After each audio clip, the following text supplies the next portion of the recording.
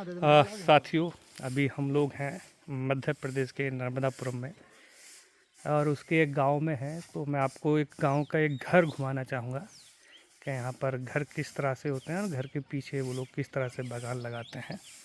तो ये कैमरे में ये खपरेल का घर है, जो पारंपरिक घर पहले ऐसे ही बनते थे, आपको ऐसे ही आदिवासी समुदाय में मिलेंगे। और ये नया घर बनाया इन लोगों ने। तो ये नया घर है और यहाँ पे बहुत सारी तुलसी के पौधे लगे हुए हैं और तुलसी के साथ साथ गुलाब के पौधे हैं। इस तरफ पूरा देखेंगे तो ये आपका फूल लगे हुए हैं गेंदा के, और ये पेड़ है आपका, फूल है ये भी। और ये आम का बागान है, ये एक पेड़ है, लग रहा है जामुन का है। और ये इस तरह है। और ये भी देखिए यहाँ पे ये भी एक पेड़ है, पता नहीं किस चीज़ का है। और ये सामने मुर्गी रखने का है, इसमें मुर्गी रखे जाते हैं, मुर्गी रखने का दरबा एक तरह का। इस तरफ ये गुलाब के पेड़ हैं, उधर गुड़हल है, इधर पपीता है। और ये नीचे भी बहुत सारे पेड़ उन्होंने लगाए हैं, फुलवाड़ी हैं। और ये पता नहीं किस चीज़ का पेड़ है। और एक ये मोरिंगा टाइप का लग रहा है, एक ये है। फिर इधर अमरूद का है। और ये किचन गार्डन है पूरा इनका, उन्होंने अपने घर में ही किचन गार्डन बना हुआ है।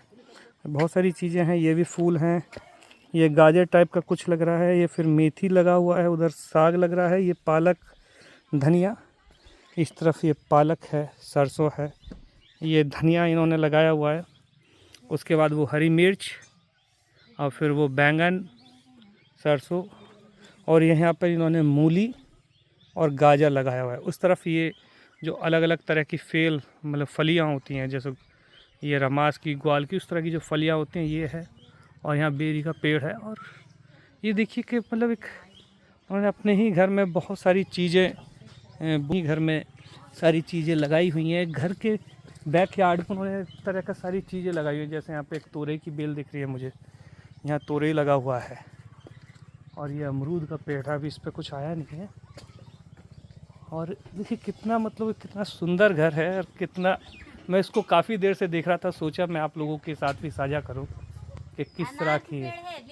और ये है जो मक्का की रोटी बना रही हैं चूल्हे पे, ये दीदी हैं। और ये दीदी मक्का की रोटी बना रही हैं।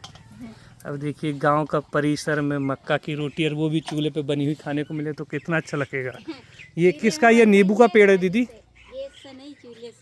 ये नींबू का पेड़ है ना, ये नींबू है।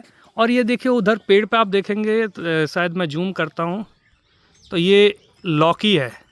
और देखिए लौकी कितने ऊंचे पेड़ पे लग रहा है। तो इसको कैसे तोड़ते हैं दीदी? अच्छा, लागी से तोड़ते हैं। और ये है सीताफल का पेड़।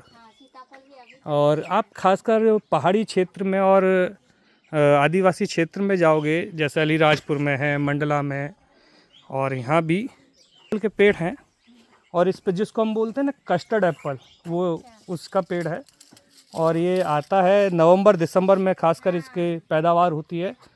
और ये इसको कहते हैं कि इसके बीज को आप कहीं भी डाल दो तो वो बीज अपना आप हो जाता है, उसको ज़्यादा पानी नहीं लगता है, और बहुत कम पानी में हो जाता है। और बहुत स्वाद, मतलब इसमें खाने में बहुत मज़ा आता है मुझे। जब मैं ट्रैवल करता हूँ, कहीं मिलता है तो मैं बहुत अच्छे से खाता हूँ।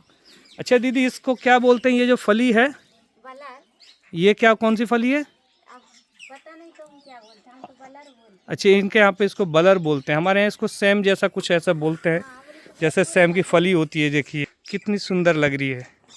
और इन्होंने एक अपने घर के पीछे ही देखिए कितनी सारी चीज़ें बोई हुई हैं, नींबू से लेके, जैसे यहाँ पे नींबू लगा हुआ है, और आम का भी पेड़ है, आम के उस पर भी मोहर आ रहा है। और यहाँ पे देखिए, यहाँ पे भी लौकी है, जामुन भी है।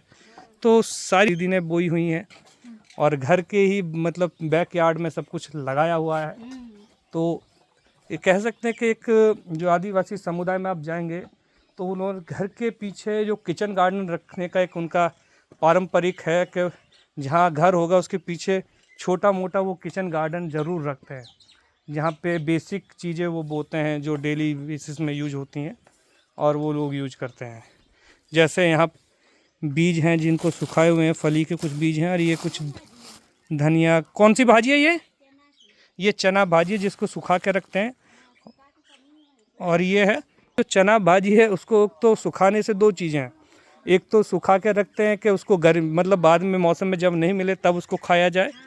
दूसरा ये है कि इस भाजी को मुझे पता चला कि इस भाजी को जब ज़्यादा लू पड़ती है हाँ, तो पानी में भिगो कर शरीर पे लगाते हैं, जिससे वो लू कम लगती है। वो और पोतनी मट्टी है वो लगाती है ना जो दही, ये जो दही होती है मिट्टी, उसको लगा के बॉडी शरीर पे लगाते हैं, धरती की मट्टी। और जिससे क्या है कि लू कम हो जाती है। तो सोचिए कितने सारे इनके जब सब समुदाय में जाते हैं उनके पास कितने सारे अपने ही अलग अलग तरीके के उनके पास इलाज हैं, चीज़ें हैं, खाने के साथ साथ लू करने के लिए, लू से बचने के लिए उसका भी उपयोग करते हैं। तो ये एक छोटा सा वीडियो था आप लोगों के साथ साझा करने के लिए, एक घर के विषय में बताना कि एक आदिवासी समुदाय का घर, एक घर जो होता है, घर में चारों तरफ किस तरह की चीज़ें होती हैं। बहुत बहुत धन्यवाद। Bye bye.